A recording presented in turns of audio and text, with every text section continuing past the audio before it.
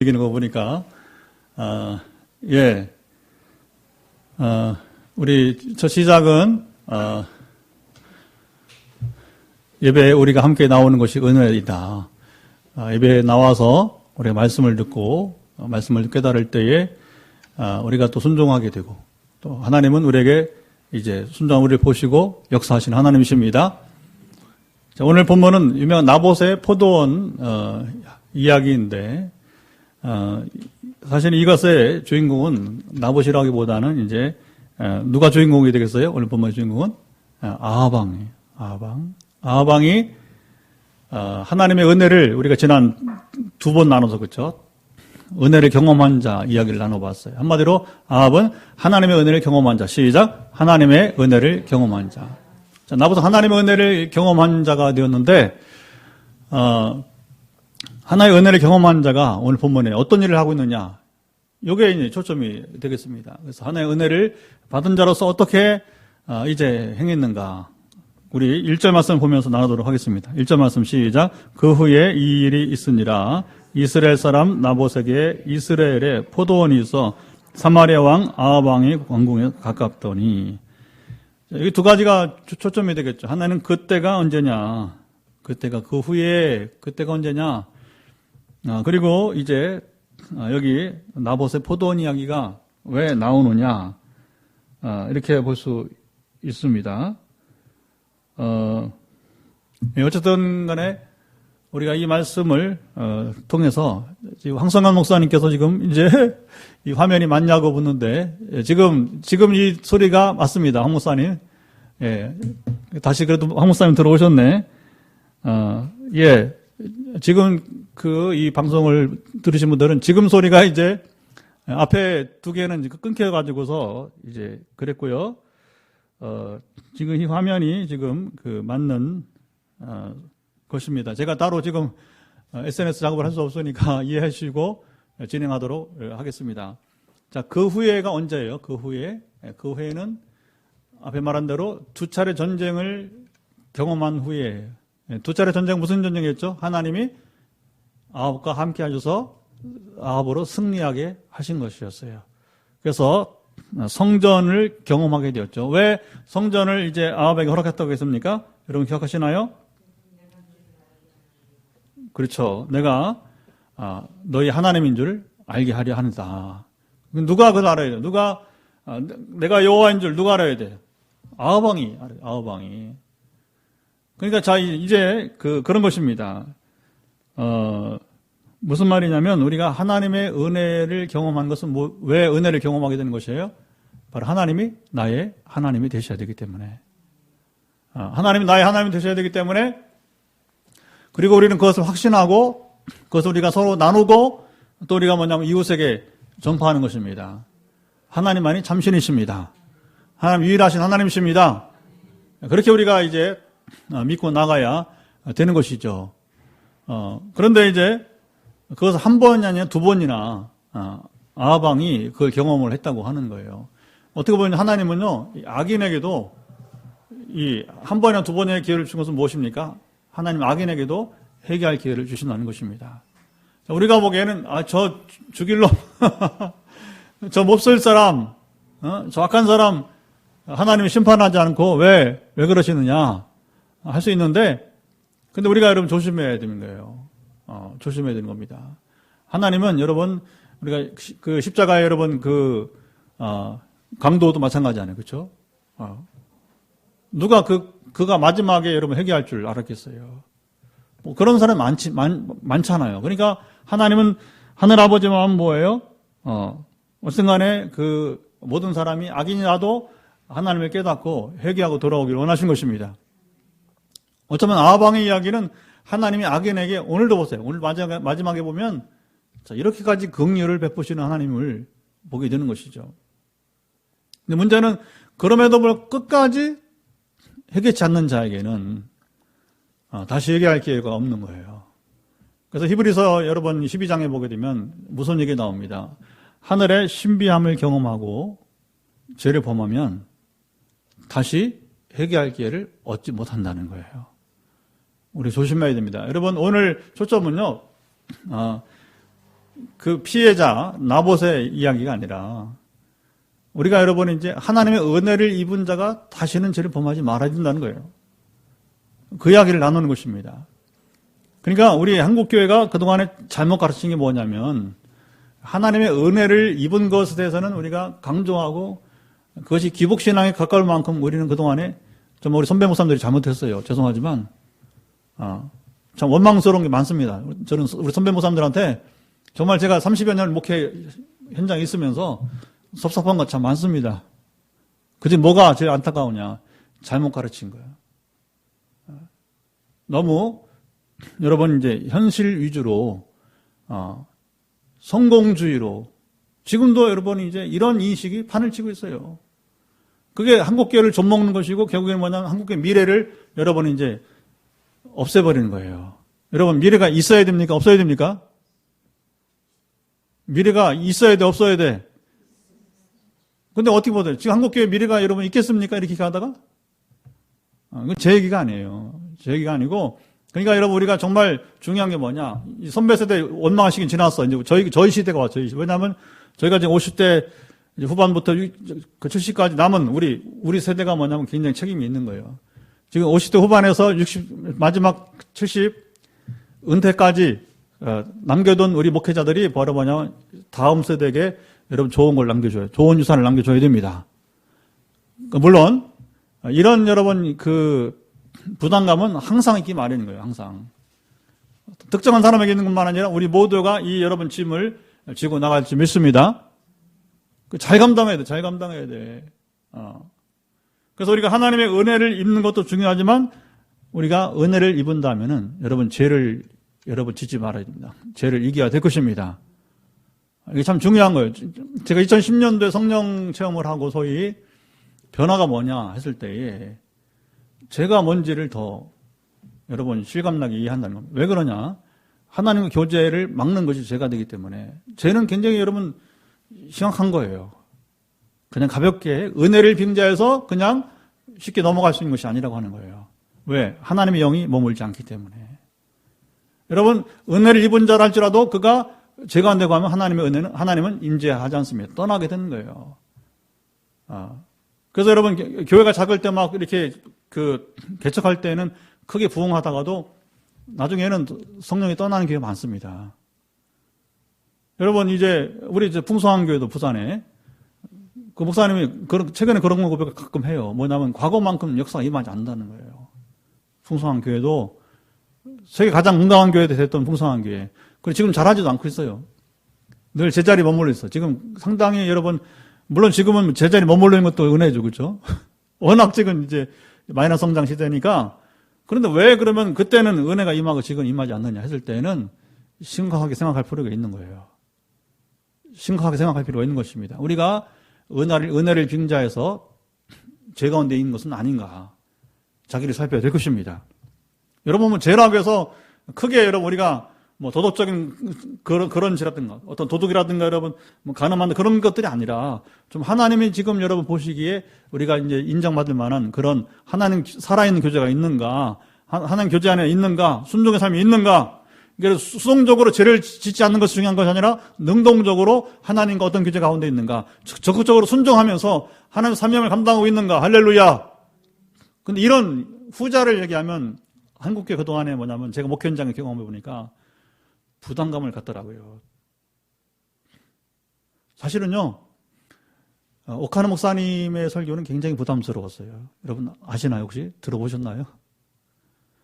저는 그 어른의 옛날 설교를 들어보면, 이런 설교를 듣고도 은혜롭다고 사람들이, 그래서 한 2만 명 모였고, 옛날에. 굉장한 것 2만 명, 보통 이론이 아니죠. 이런 설교를 듣고 여러분의 머리를 막 망치로 때리는데 그 좋다고 앉아있는 게 그 고역이잖아요, 고역. 근데 그걸 듣고 은혜를 받아야 여러분이 이제 변화가 따르는 것이 그게 부흥이야, 부흥. 어쩌면 다른 교회보다 오카노 목사님이 정말 훌륭한 게 그거예요. 보통 사람이 감당치 못하는 부담감을 주는 설교를 많이 했어요. 근데 그걸 이겨내고 여러분 교회가 부흥했다는 것은 그 참다운 교회입니다. 할렐루야. 물론 그 뒤 얘기는 안 할게요. 그 후임자 얘기는 안 할 테니까 뭐 알아서 하시고. 근데 어쨌든 간에 그렇다고 하는 것입니다. 그래서 우리가 예수님께서도 가늠한 여인을 향해서 이제 여러분 용서하시잖아요. 다른 사람들이 돌로 치지 못하게 방어해 주시잖아요. 그러나 예수님 마지막 말씀에 우리는 귀를 기울여 줍니다. 나도 너를 정죄하지 아니하노니 가서 다시는 죄를 범하지 말라. 우리가 이 메시지가 굉장히 중요한 부분이에요. 앞에 용서를 말하는 것만큼 중요한 게 뭐냐? 용서 후에 가서 다시는 죄를 범하지 말라. 시작. 가서 다시는 죄를 범하지 말라. 이게 굉장히 중요한 거예요. 근데 한국교회는 앞에 가늠한 여인을 용서하셨다는 것만 여러분 설교하고 뭐냐면 가서 다시는 죄를 범하지 말라. 이 가르치지 않은 거예요. 여러분 보혈의 능력은 우리의 죄를 사하는 능력이 있습니다. 믿습니까? 그리고 보혈의 능력은 또 한 가지 능력이 있는 것을 우리가 알아야 돼요. 죄를 이기는 능력이 있습니다. 찬송은 잘도 부르잖아. 주의 보혈 능력이 있도다. 주의 피 믿어 하면서 여러분 그 죄를 이기는 능력도 찬송 가사에 있어요. 그러나 우리 삶에서 어떻게 살아가고 있는가 했을 때는 과제가 됩니다. 그걸 아합이 보여요. 아합이. 여러분 아합은 철저하게 하나님의 은혜를 무시한 자가 된 겁니다. 왜냐하면 자보세요. 은혜를 입은 자가 죄를 범하는 거예요. 하나님의 은혜를 멸시하는 것입니다. 그래서 오늘 무서운 심판의 경고가 나와요. 부인 이세벨과 더불어 아방 부부에게 엄청난 심판에 여러분이 이제 예언이 나오고 우리는 그 결과도 여러분 이제 미리 시간 되는 만큼 우리가 나누게 될 것입니다. 자, 아합이 문제가 있었습니다. 2절 말씀 한번 읽어보도록 하죠. 시작. 아합이 나봇에게 말하여 이르되 내 포도원이 내 왕궁 곁에 가까이 있으니 내게 주어 채소밭을 삼게 하라. 내가 그보다 더 아름다운 포도원을 내게 줄 것이요 만일 내가 좋게 여기면 그 값을 돈으로 내게 주리라. 자, 여기 아합 왕이 나봇은 그냥 평범한 사람이에요. 백성 중 하나예요. 뭘 요구하죠? 포도원을 팔라. 그런데 나봇이 뭐라고 합니까? 3절에 왕의 명령을 어기고서 내 조상의 유산을 왕에게 주기를 여호와께서 금하실지로다. 그러니까 왕명을 거역하는 것이 아니라 누구 명을 지키겠다는 겁니까? 하나님 말씀을 지키겠다고 하는 겁니다. 왕명을 어기게 될지라도 나는 하나님 말씀을 지키겠다고 하는 거예요. 자, 보세요. 죄는 뭐가죠? 하나님 말씀을 어기는 것이 죄예요. 물론 왕명을 어긴 것은 그 왕에 대한 죄가 되겠죠. 하지만 이스라엘은 사울을 왕으로 세우면서부터 하나님 뭐라고 했습니까? 왕이라도 율법을 어기면 죄를 범하면 내가 심판하겠다고 했어요. 그러면 왕이 위입니까? 율법이 위입니까? 율법이 위가 되는 거죠. 하나님 말씀이 여러분 우리는 어느 것도 뭐냐면 성경보다 위가 될 수 없는 거예요.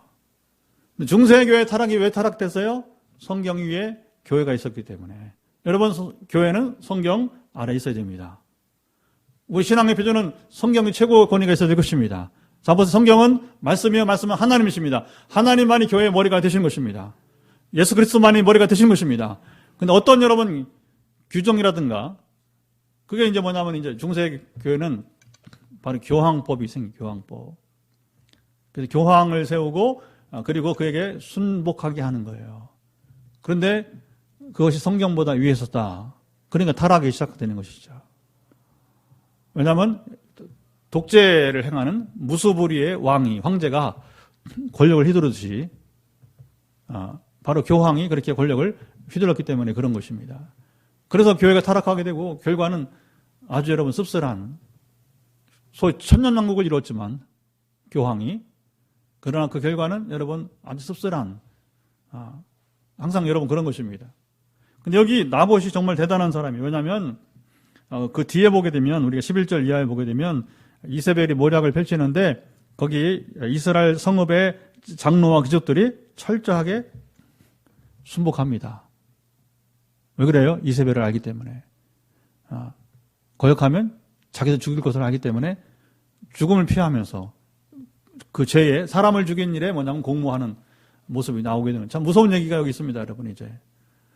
근데 이에 비하면 나봇이 얼마나 위대한 사람이냐. 그래서 나봇은 바로 의인입니다. 왜? 하나님의 말씀을 지키고자 그는 목숨을 잃은 사람이기 때문에. 그런데 여기 아합이 그 죄인이 된 것은 무엇입니까? 그는 율법을 지키는 자가 아니고 그는 불순종하는 자가 되었기 때문에 아합이 죄가 되는 것입니다. 여러분 보세요. 오늘날 우리가 누구를 향해 죄인이라고 여러분 정죄하겠습니까? 누구를 의인이라고 여러분 인정하겠습니까? 하나님의 말씀을 조차 행하는 자가 의인이에요. 여러분 세상 법을 다 지켜도 하나님의 말씀을 지키지 않는 자는 여러분 죄인입니다. 우리 잘 봐야 돼요. 우리는 의와 죄의 문제는 성경이 기준하는 하나님께 판단하시는 의와 죄를 말하는 것이지 단순히 세상이 말하는 여러분 의와 죄를 말하는 건 아니에요. 차별이 있는 것입니다. 물론 성경대로 사는 여러분 의인이 되면 세상에서도 의인이 됩니다. 이게 만약에 성경이 말하는 의인이 됐는데 세상에다가 죄인이다? 그건 가짜예요. 가짜예요. 성경이 말하는 죄를 범하면 결국 세상에 나가서도 인정받지 못하는 삶이 되는 것입니다. 나이롱 신자니까, 우리로 말하면 나이롱 신자니까 우리는 여러분 말씀을 온전히 지켜 행하는 자가 됩시다. 그게 뭐냐면 예수님이 누가복음 2장 52절을 보게 되면 뭐가 나옵니까? 아이가 자라며 하나님과 사람들에게 사랑스러워 가시더라. 이게 무슨 말이에요? 예수님이 성장기에 하나님만이 아니라 사람들에게 인정받는 아이가 되었다는 것입니다. 여러분 우리가 하나님께 인정받는 자가 된다면 당연히 사람들에게도 인정받는 자가 되어야 될 것입니다. 여러분 우리 교회가 지금 세워져 가고 있습니다. 바라기 우리 빛내리 교회는 어떤 교회가 되겠습니까? 하나님께 인정받는 교회가 되시기 바랍니다. 그러나 더불어 당연히 하나님께 인정받는 교회가 된다면 우리는 사람들에게도 인정받는 여러분 교회가 될 줄 믿습니다. 그게 어떻게 가능한 거예요? 우리는 세상 어떤 것보다 하나님의 말씀을 여러분 우리가 두려워해야 돼요. 하나님의 말씀을 여러분 지켜야 됩니다. 여러분 말씀은 우리가 순종의 대상이에요. 자 보세요. 여러분 단지 읽는 대상이 아니에요. 성경은 단지 여러분 이거 여러분 공부하는 대상이 아니에요. 단지 여러분 이거 어떤 상식을 여러분 이제 갖추는 것이 아니에요. 어떤 도덕성 갖추는 것, 물론 여러분 그런 것들이 다 필요한 겁니다. 그러나 그것이 아니에요. 묵상의 대상이 아니에요. 뭡니까? 궁극적으로 이 모든 것이 합하여서 성경 우리가 따르고 지키고 여러분 순종해야 될 것입니다. 따르고 지키고 여러분 순종해야 돼. 시작. 따르고 지키고 순종해야 돼. 뭐 같은 말이죠. 따르고 지키고 순종할 것이 바로 말씀이에요. 한국교회 어떻게 하면 부흥하느냐? 이 말씀을 여러분 존중하고 존중하니까 우리가 지금 함께한 것처럼 따르고 지키고 순종하는 거예요. 그러면 교회는 살아납니다. 가정이 회복되어집니다. 아까 방송 나가기 전에 열띠게 했던 그 얘기 아니야 지금 우리가. 발동을 거는데 이게 꺼져갖고서 지금. 그래도 뭐 하여튼 간에 이런 일처럼 경험하면서 교회는 또 세워간 줄 믿습니다. 그래서 여기 오늘 본문의 이야기는 뭐냐. 죄인인 아방이 의인인 나봇을 여러분이 이제 해야 하는 일을. 그러니까 이게 얼마나 큰 죄가 됩니까? 얼마나 큰 죄가 되는 거예요. 자, 이 일을 이루기 위해서 4절. 자, 나봇이 말을 듣지 않으니까 읽어보죠. 4절 시작. 이스라엘 사람 나봇이 아합에게 대답하여 이르기를 내 조상의 유산을 왕께 줄 수 없다 하므로 아합이 근심하고 답답하여 왕궁으로 돌아와 침상에 누워 얼굴을 돌리고 식사를 아니하니. 자, 먼저 나봇이 뭐라고 했습니까? 내 조상의 유산을 왕에게 줄 수 없다. 왜 줄 수 없느냐? 우리 성경을 찾아볼 필요가 있어요. 너무 중요하기 때문에 직접 보는 게 중요합니다. 우리 레위기서 25장. 두 군데 성경을 한번 읽어보겠습니다. 먼저는 레위기서 25장 23절부터 26절을 같이 읽어보도록 하겠습니다. 자, 레위기서 25장 구약성경 185페이지 23절부터 27절까지 읽어봅니다. 25장 23절 시작. 토지를 영구히 팔지 말 것은 토지는 다 내 것임이니라. 너희는 거류민이요 동거하는 자로서 나와 함께 있느니라. 너희 기업의 온 땅에서 그 토지 무르기를 허락할지니 만일 맹자 가난하여 그의 기업 중에서 얼마를 팔았으면 그에 가까운 기업 물을 자가 와서 그 형제가 판 것은 물을 것이요 만일 그것을 물을 사람이 없고 자기가 부유하게 되어 물을 힘이 있으면 그 판 해를 계수하여 그 남은 값을 산에게 주고 자기 소유주로 돌릴 것이니라. 토지를 영구히 팔지 말라. 왜 그럴까요? 이것을 좀 더 상세하게 말한 것이 뭐냐면 민수기 36장 7절 9절을 또 여기까지만 읽어보겠습니다. 민수기 36장 찾아보도록 하죠. 7절로 9절. 자, 민수기는 그 다음에 있습니다. 36장 7절로 9절 257페이지. 구약성경 257페이지를 같이 읽도록 하겠습니다. 자, 민수기 36장 7절로 9절 시작. 그리하면 이스라엘 자손의 기업이 이 지파에서 저 지파로 옮기지 않고 이스라엘 자손이 다 각기 조상 지파의 기업을 하셨으나니 이스라엘 자손의 지파 중 그 기업을 이은 딸들은 모두 자기 조상 지파의 종족이 되는 사람의 아내가 될 것이라. 그럼 이스라엘 자손이 각기 조상의 기업을 보존하게 되어 그 기업이 이 지파에서 저 지파로 옮기게 가지 아니하고 이스라엘 자손 지파가 각각 자기 기업을 지키리라. 왜 그래요? 이 법은 뭐냐? 왜 다른 말로 말하면 그 땅을 경계표, 지계표로 움직이지 말라 이렇게 말하기도 하고요. 이 지파 저 지파로 옮기지 말라. 무슨 말이에요? 세월이 가면 12지파 가운데 특정 지파가 뭐냐면 이제 이걸 부의 편중이 일어날 수 있게 되는 거예요. 하늘아버지는 다 사랑하는 피조물이기 때문에 누구는 잘 살고 누구는 가난하고 원치 않는 겁니다. 이스라엘, 하나님 나라니까. 그러니까 어떻게 되는 거예요? 희년이라고 하는 법을 주기도 하는 거예요. 희년. 50년 되면 원땅 주인에게 돌려주라고 하는 거예요. 그래서 조상이 받은 땅은 여러분 팔 수가 없는 거예요. 또 지파를 넘어가는 것도 안 되고. 그래서 이 법을 생명을 걸고 지킨 사람이 나봇이라고 하는. 이해하시겠죠? 그렇죠? 그리고 결국 뭐냐? 이것이 바로 이스라엘이 오랫동안 평안하게 살 수 있는 비결이라고 하는 겁니다. 여러분, 우리가 이 법에 기준하면 크리스천은 이 법을 오늘날 실행을 해야 돼요. 그래, 부자에게 유리한 법을 만들면 안 됩니다. 여러분, 오해하지만 공산주의하고 다른 거예요. 이건 성경이 말하는 법이에요. 이런 얘기하면 뭐냐면 저 빨갱이라고 또 뭐 쉽게 말하는 사람이 있을지 몰라. 건방지게, 무식하게. 우리 사회는 너무 이게 많았어요. 조금 만약에 부자들을 향해서 비판하면 뭐냐면 저 빨갱이라고 그래요. 그래서 그런 게 어딨어, 그런 게. 이런 사람은 양극성 장애자라요. 우리 여러분 교회 안에도요, 이 양극성 장애자가 많습니다. 우리 목회자들도 그런 사람도 있어요. 너무 가슴이 아픈 거예요. 성경이 말하는 것인데 왜 그게 공산주의야, 그게. 여러분, 이 땅이 정말 평화롭게, 이 땅이 정말 여러분 서로 화평하게 살려면 말씀대로 살면 될 것입니다. 아멘. 그래서 여러분, 부자도 하나님의 사람이요, 여러분 가난도 하나님의 사람입니다. 근데 하늘아버지는 뭐예요? 같이 잘 살라고 하는 거예요. 잘 살라고 하는 거예요.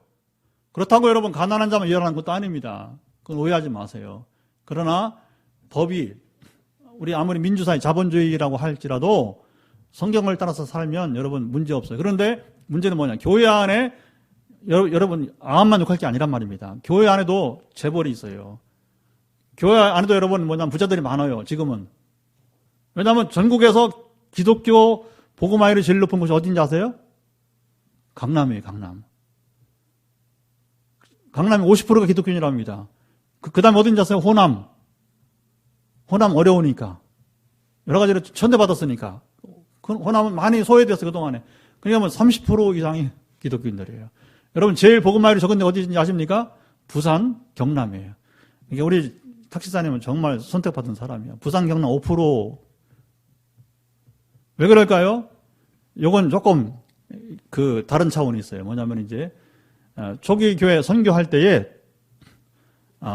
미국 교회와 호주 교회가 이렇게, 미국은 뭐냐면 또 이제 장로 같은 경우, 다른 건 그만두고 장로교 보더라도 미국은 북장로교, 남장로교가 있었어요. 근데 호주 장로교회는 아주 작아요. 그런데 처음에는 이제 지역을 물러나고 선교하다가 처음에 이제 북장로교 들어오고 그다음에 남장로교 들어오고 그다음에 호주장로 들어오다 보니까 우리가 겹쳐서 선교하지 말고 나눠서 하자. 뜻은 좋았어요. 처음에는 뭐냐면 부산 경남도 미국 북장로교 선교했었어요. 말이 여러분 북장로교지 미국은 굉장히 큰 나라잖아요. 근데 이제 그 조약이 있은 다음에 부산 경남을 호주 장로교가 맡게 되었어요. 열심은 있으나 선교사 수나 그다음에 선교비가 미국하고 여러분 비교가 되겠어요. 생각을 해보세요.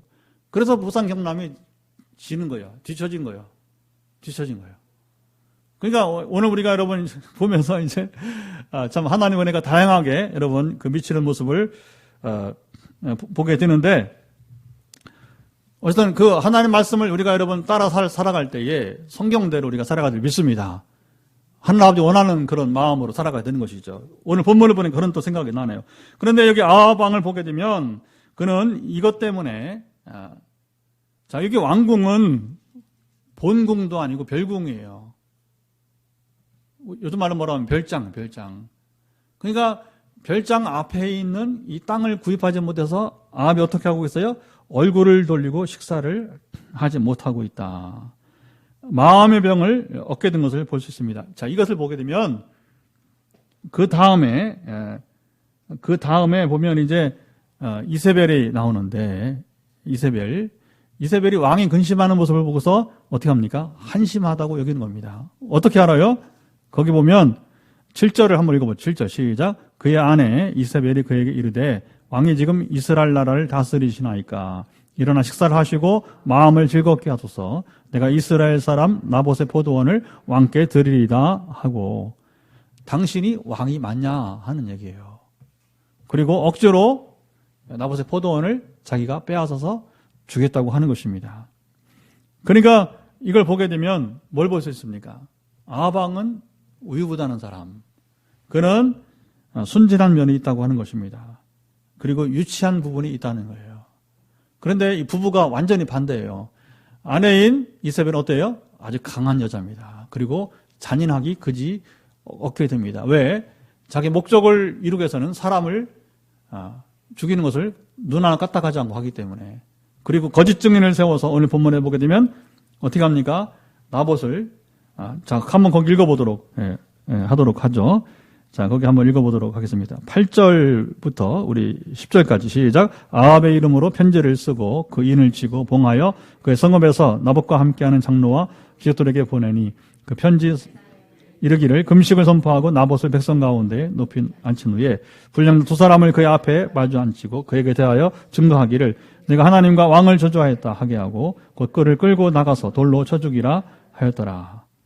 여기 보면 율법을 지키는 것처럼 이렇게 말합니다. 그 사람을 갖고 놀아요. 처음에는 높여주라 하는 거죠. 그 다음에 어떻게 해요? 거짓 증인을 세워서 잡아 죽이라는 거예요. 그런데 거기 보면 어떻게 해서 무슨 명목으로 죽이라고 하는 거예요?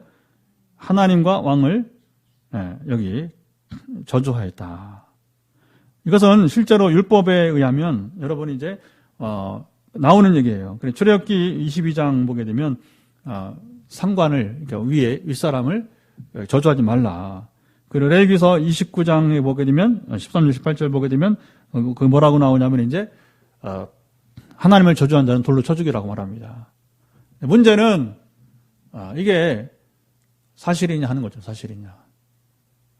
거짓 증인을 세우고 그리고 아까 말씀드린 것처럼 11절 보게 되면 그 성읍에 리더들이 지도자들이 이세벨을 두려워해서 그대로 이제 행하게 되게 되는 것입니다. 여러분 그들도 타락한 것입니다. 하나님을 떠난 자가 됩니다. 여기서 항거해야 되는 거예요. 어쨌든 간에 여러분 정의는 생명을 여러분 우리가 내놓고라도 지켜야 될 것입니다.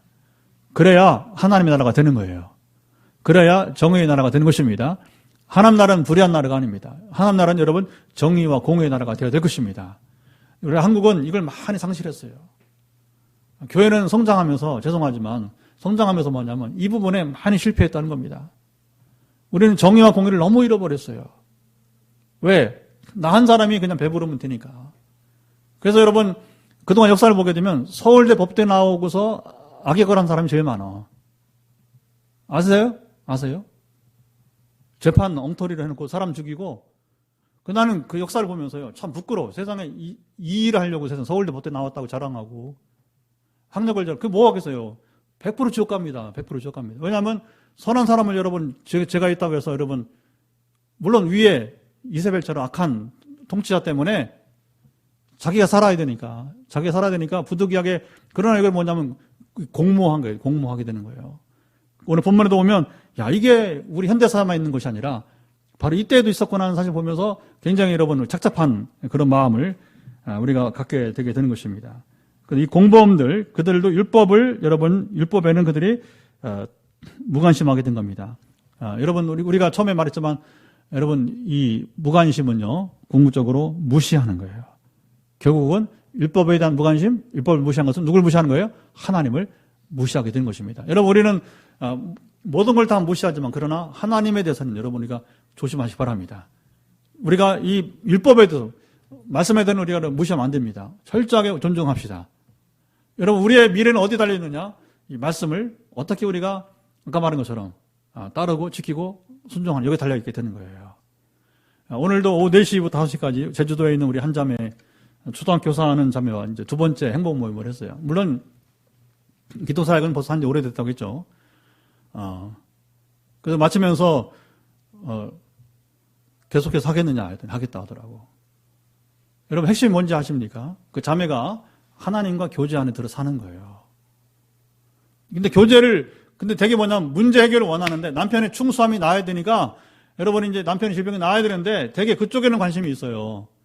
그리고 남편의 성품이 좀 더 온화해서 모든 여성이 똑같은 심정이죠. 자기를 좀 사랑해줘서 하는 마음이 있어요. 근데 되게 이제 어떻게 지내느냐 그러면 자꾸 이제 그쪽 얘기만 하는 거예요. 남편이 힘들게 한다. 그리고 조금 더 그런 이제 아쉬움, 병이 잘 안 낫는다, 이것도. 근데 여러분 답은 하나입니다. 너희 가정이 살려면 네가 먼저 살아야 된다. 자 보세요. 내가 사는 게 뭐예요? 하나님과 교제 안에 살아야 될 것입니다. 그러면 자 보세요. 어떻게 달라지느냐? 그걸 이제 뭐 행복은 교제가 중요합니까? 지금 처음부터 다시 해야 되는 거니까 하나하나 짚어가는 거예요. 하나하나 짚어가는 거.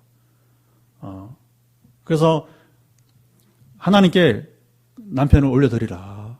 건강 문제, 또 지금 부부 관계, 사랑의 문제 다 올려드리라. 어차피 내가 짊어져봤자 해결돼야 안 돼요? 안 되는 거예요. 여러분, 안병이 해결되겠습니까? 남편이 자기를 사랑한다. 자기가 힘들기 때문에 더 그런 거죠. 여유가 없거든요. 그러니까 그 관계성 다 마찬가지예요. 하나님께 올려드리라. 근데 잘 모르는 거예요. 어떻게 맡기는지를 모르는 거예요. 그래서부터 지금부터 나랑 같이 공부하는 거다.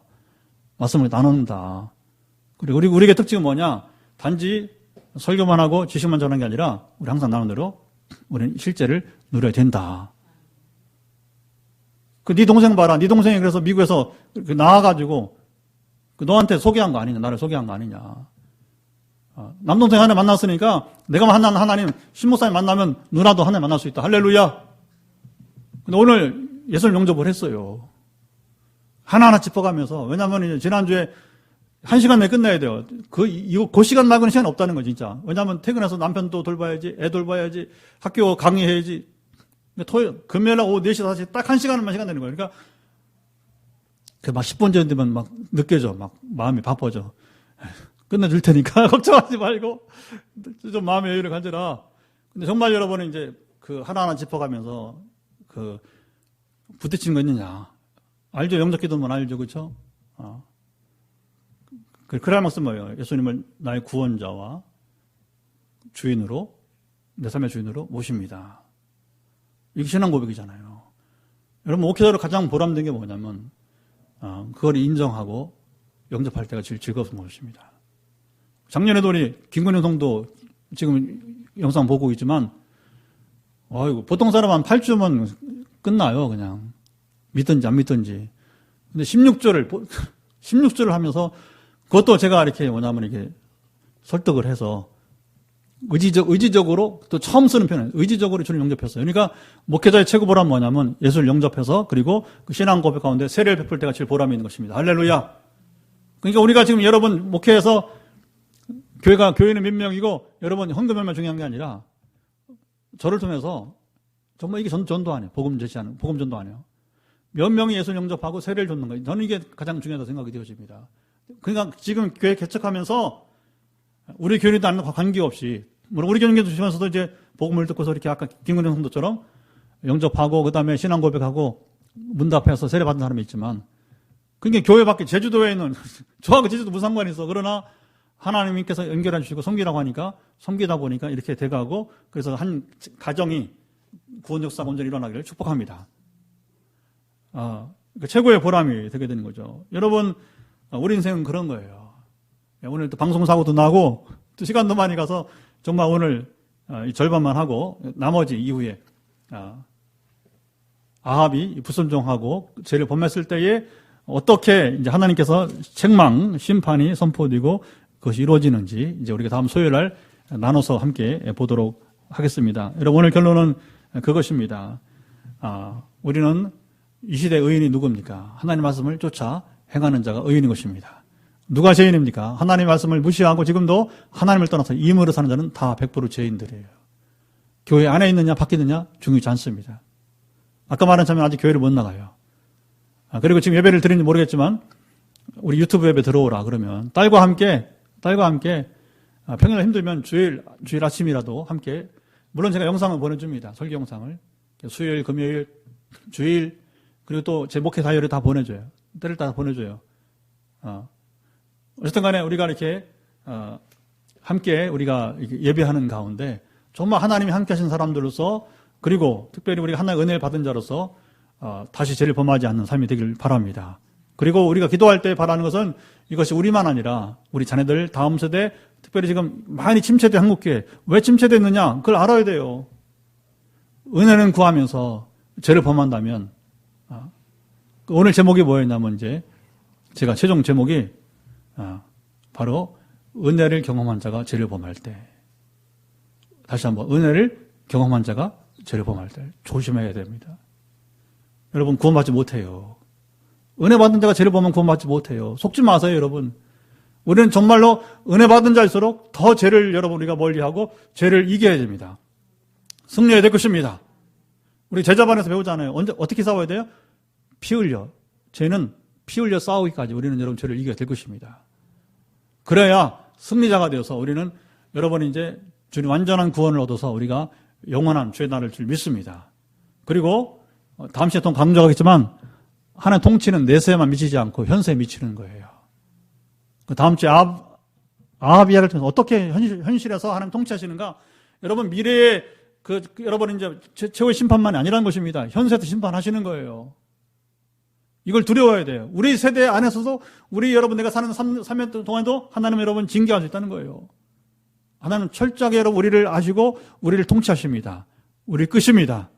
이 통치 안에 거하면서 하나님 기뻐하시는 온전한 하나님의 사람들로 살아갈 수 있기를 간절히 축복합니다. 자, 이제 기도하겠습니다. 우리 기도할